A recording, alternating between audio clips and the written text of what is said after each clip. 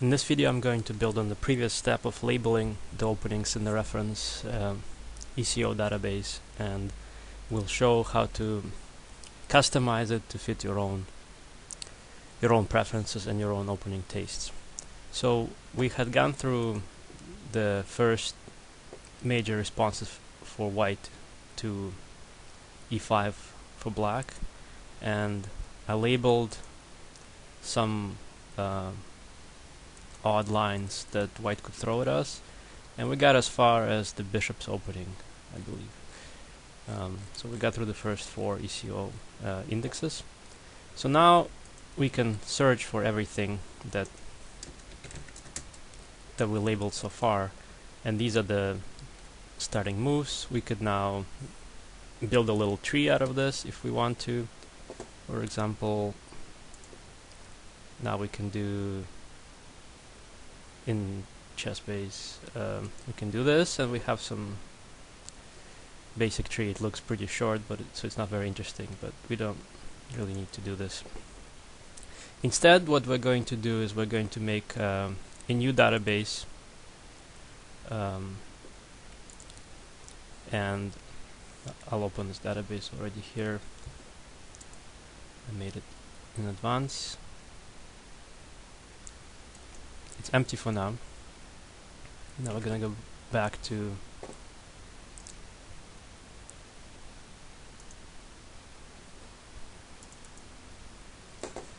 this database. I'm gonna search again, and I'm gonna copy everything into the reference data, into the repertoire database. And with this, we're going to have a workflow where in the ECO database we're only labeling things as belonging to repertoire, and here we're actually going to be doing some real work and adding things as we see fit, and maybe adding some extra games, but we're going to follow the structure that we got out of the reference database. So I'm just going to walk through into a sample game that probably is going to be the most interesting one of everything so far. And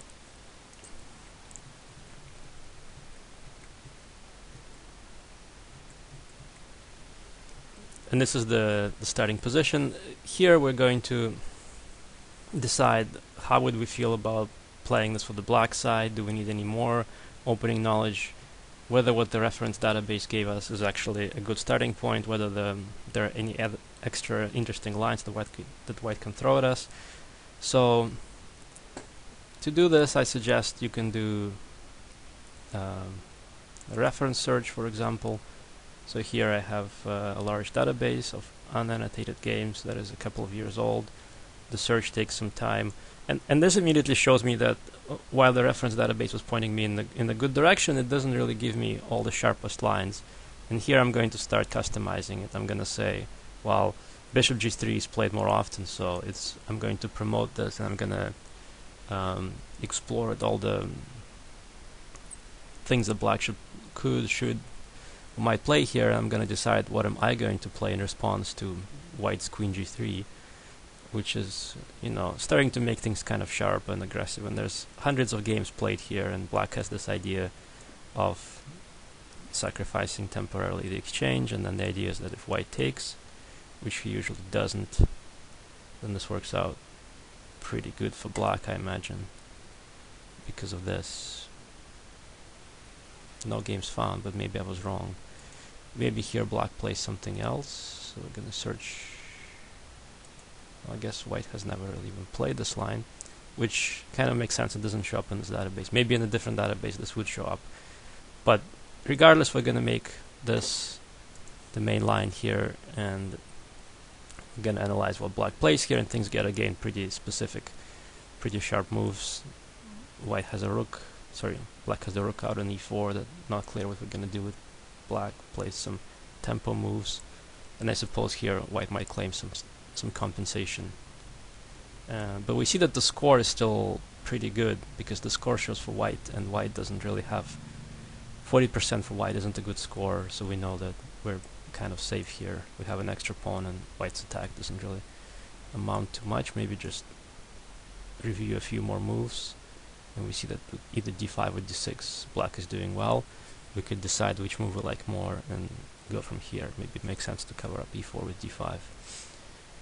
Then we're going to save this, and now we customize things a little bit, and we're not too worried about this.